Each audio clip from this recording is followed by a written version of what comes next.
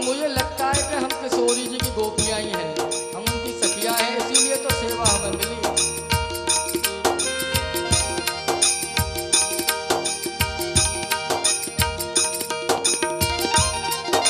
देखिए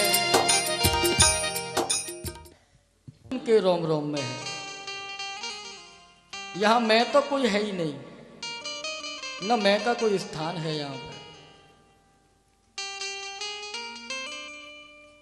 अब अगर बात करें हम राधा रानी की, तो राधा रानी की बात करने से पहले मैं ठाकुर जी की बात करूंगा। बड़ा प्रेम करते किशोरी जी से, और सुबह झाड़ू सेवा इनकी होती, महल से लेके और भानुकुंड तक ये झाड़ू सेवा करते। और एक और सेवा इनको मिली हुई थी किशोरी जी की, वो सेवा थी किशोरी जी की फूलों की सेवा। ये किशोरी जी के फूलों का श्रृंगार बनाते थे बड़ा सुंदर, लेकिन उस समय फूल बरसाने में उपलब्ध होते नहीं थे, तो ये वृंदावन जाते।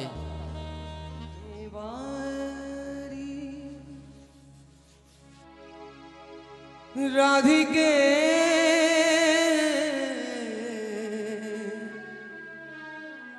ब्रज बरसाने वारी, स्वामिनी तीन लोकन ते न्यारी, स्वामिनी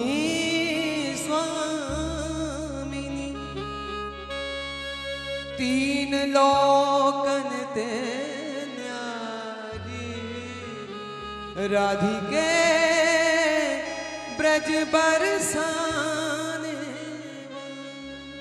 राधिके ब्रज बरसाने वारी, राधिके ब्रज बरसाने वारी, राधिके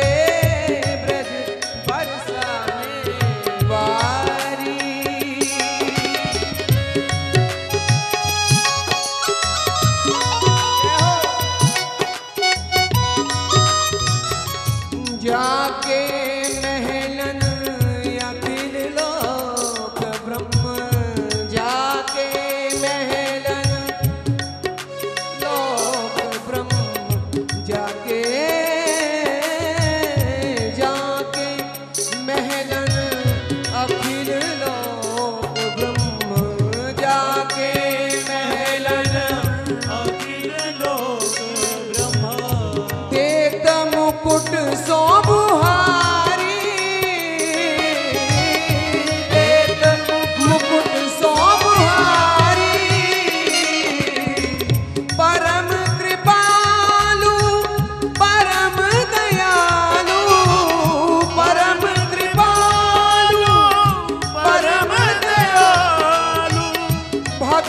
उनकी हितकारी राधिके ब्रज बरसाने वाली राधिके ब्रज बरसाने वाली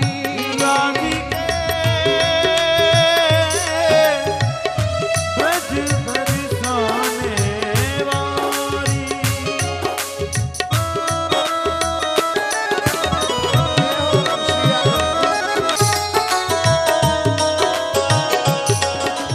रहत अधीन सदा ही सामरो रहत अधीन सदा ही सारो रहत अधीन सदा ही सामरो रहत अधीन सदा ही सारो ब्रजमणि बाके बिहारी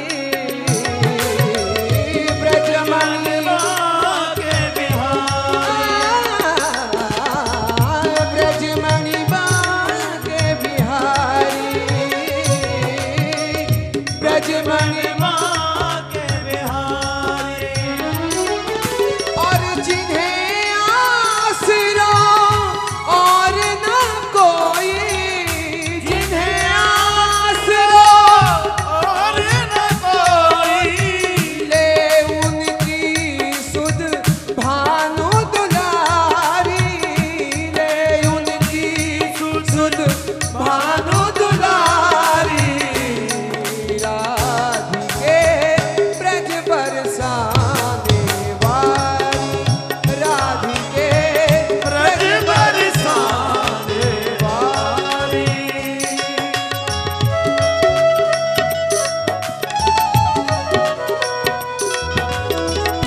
सब पे कृपा अकारण करती सब पे कृपा अकारण करती। कोई कारण नहीं है किशोरी जी की कृपा करने का सब पे कृपा एक समान कृपा करती है चाहे कोई बड़ा हो या कोई छोटा सब पे कृपा अकारण करती सब पे कृपा अकारण करती भानु की राज दुलारी भानु की राज दुलारी तीन लोक चरणन सिर नावे तीन लोक चरणन सिर नावे पावरी शरण तिहारी पावरी शरण तिहारी राधिके ब्रज बरसाने वाली राधिके ब्रज बरसाने वाली राधिके ब्रज बरसाने वाली राधिके ब्रज बरसाने वाली ब्रज ब्रज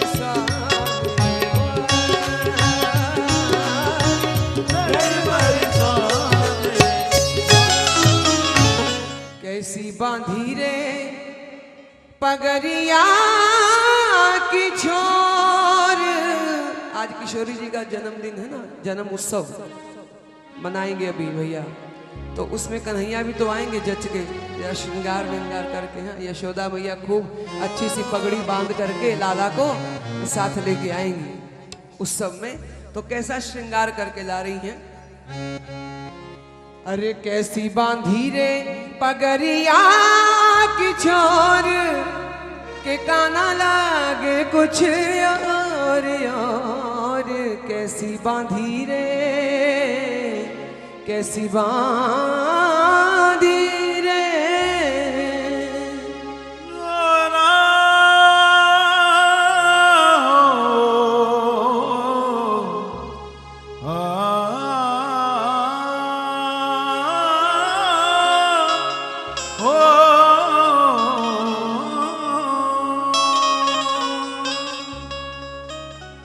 कैसी बांधी रे कैसी बांधी रे पगड़िया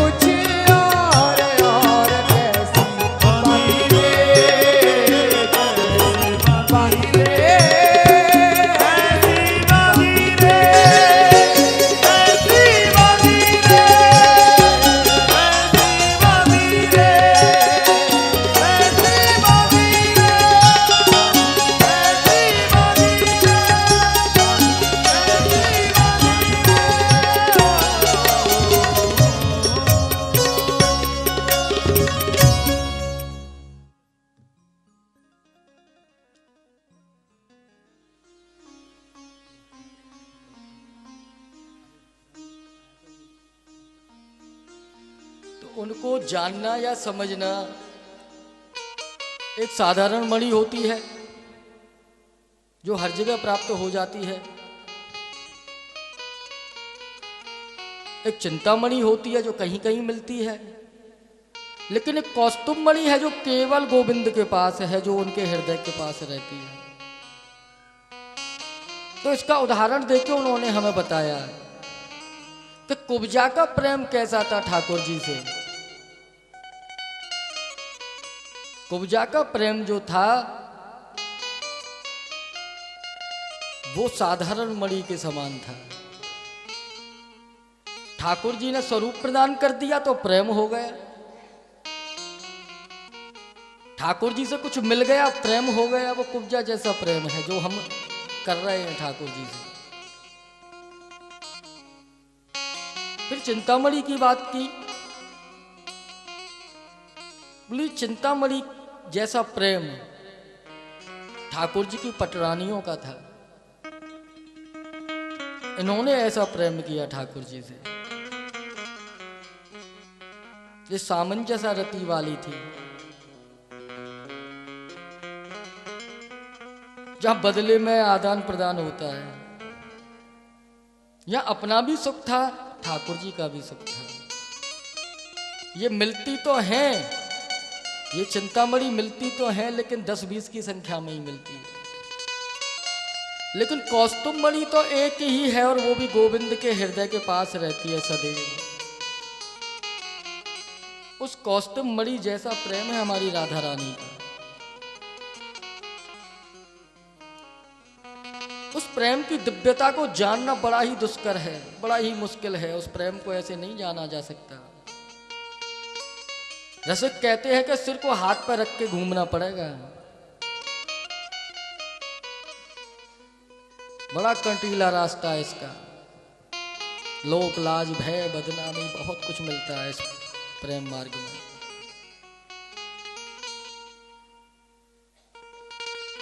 हर कोई उस भाव को जान ले ऐसा संभव नहीं है। घर में 4 व्यक्ति हैं, जरूरी नहीं है कि वो चारों उस बात को समझ सकें। ऐसे में ठाकुर जी से प्रेम करना बड़ा मुश्किल हो जाता है। किस किस को समझाओगे? तो बड़ा मुश्किल है ठाकुर जी से प्रेम करना। जब सांसारिक प्रेम में ही यह हाल है,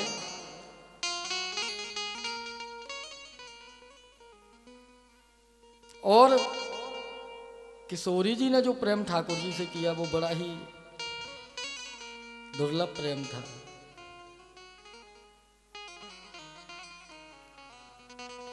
एक बार ठाकुर जी ने किशोरी जी के प्रेम की परीक्षा लेनी, वो केवल इसलिए ली कि वो सबको बताना चाहते थे कि किशोरी जी मुझसे कितना प्रेम करती हैं। ठाकुर जी ने सबसे कहा कि मैं बीमार हो गया हूं, मुझे रोग लग गया है। और बहुत जोर जोर से ठाकुर जी चिल्लाने लगे। मैया घबराए गई, बड़े बड़े वैद्य बुलाए गए, लेकिन लाला की पीड़ा कम ही नहीं है रही। तो ठाकुर जी ही फिर अब वैद्य स्वरूप धारण करके आए और बोले कि कोई स्त्री अपने पैर की धूली अगर दे दे तो ठाकुर जी की ये पीड़ा कम हो जाएगी। अब ठाकुर जी को पैर की धूली कौन दे? तो भगवान है। देखिए, प्रेम जब हम करते हैं ना, उसमें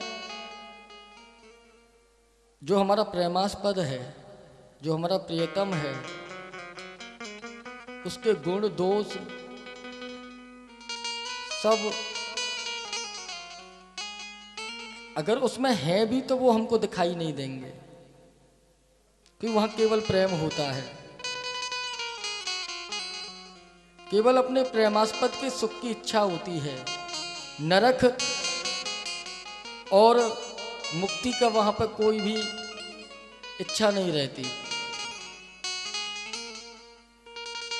लेकिन सबने सोचा कि हम कैसे अपनी चरण धूली दें गोविंद के लिए, जो उनकी पीड़ा कम हो। जब किशोरी जी को पता चला तो उन्होंने सहज में ही दे दी। बोले अगर मेरी चरणों की धूली से गोविंद की अगर पीड़ा दूर होती है तो सहज ले जाओ, चाहे मुझे लाखों वर्ष नरक भोगना पड़े।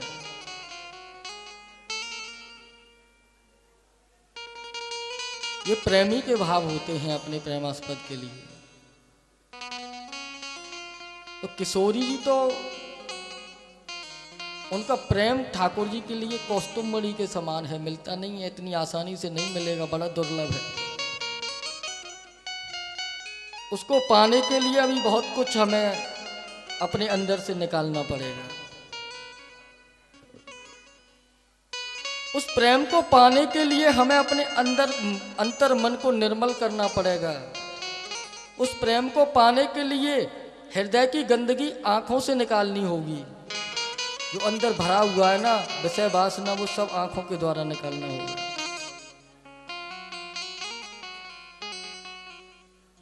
प्रेम की एक बड़ी दुर्लभ स्थिति होती है विरह।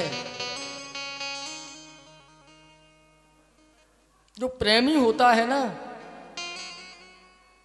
वो नित्य मिलन से ज्यादा विरह में आनंद लेता है, और जिसको विरह में आनंद लगने लग जाए तो समझ लीजिए प्रेम मिल गया ठाकुर जी का। नित्य संयोग नित्य वियोग ये लीला का माध्यम है, हेतु है, उसमें सहायक है। लेकिन जब ये प्रेम बढ़ता है ना तो अपने आप ये स्थिति आती है। जब ठाकुर जी सामने भी दिख रहे हैं लेकिन लगता है कि वो है ही नहीं, चले गए, इतना वियोग, इतनी विरह उनको पाने की। इस स्थिति को कहते हैं प्रेम वैचित्य। रासलीला में वर्णन आता है, जब ठाकुर जी रासलीला प्रारंभ की,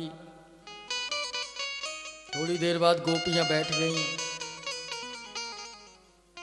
ठाकुर जी लीला कर रहे हैं, किसी को पंखा झल रहे हैं, किसी का पसीना पूछ रहे हैं। तो गोपियों को अपमान हो गया। तो देखिए गोविंद हमारी सेवा कर रहे हैं। तो ठाकुर जी वहां से गोपियों को छोड़ के राधा रानी को साथ लेके चल दिए। अब किशोरी जी बोली गोविंद मेरे पैरों थक गए, अब मुझे चला नहीं जाता मुझ पर। ठाकुर जी बोले प्रियाजू आप पे चलो नहीं जा रहे हो तो मैं अपने कंधान पे बिठा लूं। ठाकुर जी जैसे ही बैठे हैं तो किशोरी जी ने ठाकुर जी के इस प्रेम को देखा कि ठाकुर जी उनको अपने कंधों पर बिठाने के लिए नीचे बैठे हैं। उस स्थिति को देख के ऐसा प्रेम उमड़ा, वो प्रेम इतना बढ़ गया कि उनको लगा कि ठाकुर जी यहां है ही नहीं, और वो वहां बेहोश होकर गिर गई। इस स्थिति को प्रेम वैचित्य कहते हैं। जिससे प्रेम करें वो सामने है और फिर भी लगता है कि वो है ही नहीं। इतना प्रेम, इतना वियोग, एक एक पल, एक एक क्षण केवल गोविंद की याद में निकले, केवल ठाकुर जी की याद में निकले, केवल उन्हीं का स्मरण हम करें। निकुंज लीला में एक वर्णन आता है, किशोरी जी, ठाकुर जी, गोपी ग्वाल सब निकुंज में विराजमान हैं। ठाकुर जी सरोवर में से 2 सुंदर कमल के फूल लेके आए। किशोरी जी को कर्ण फूल के रूप में उनको धारण कराया। उस फूल में एक भंवरा बैठा हुआ था, और ये भंवरा जब उड़ा है और उड़ के जब उसने हमारी किशोरी जी के कमल के समान मुख को देखा तो वो वहां उनकी ओर जाने लगा। और जब उनकी ओर वो भंवरा उड़ा तो हमारी किशोरी जी ने, हमारी राधा रानी ने अपनी ओढ़नी से उसको इधर उधर भगा रही हैं कि ये चला जाए। जब वो भंवरा नहीं भागा तो मधुमंगल जो थे उन्होंने अपनी छड़ी से उस भंवरे को भगाया और लाडली जू से बोले कि प्रियाजू मधुसूदन चलो गयो। भंवरे का एक नाम होता है मधुसूदन।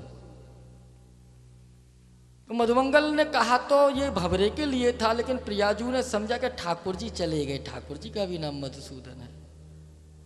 और इतना सुनते ही किशोरी जी बेहोश हो गई। और जैसे ही प्रियाजू बेहोश होकर गिरने लगे, ठाकुर जी ने उनको अपनी गोदी में ले लिया। अभी पंखा कर रहे हैं ठाकुर जी, और ठाकुर जी को हंसी आ रही है। इतना अगाध प्रेम ठाकुर जी ने किशोरी जी से किया और किशोरी जी ने ठाकुर जी से किया। लेकिन इस प्रेम को समझने से पहले हम हजार तरह की बातें बनाते हैं। कुछ दिन पहले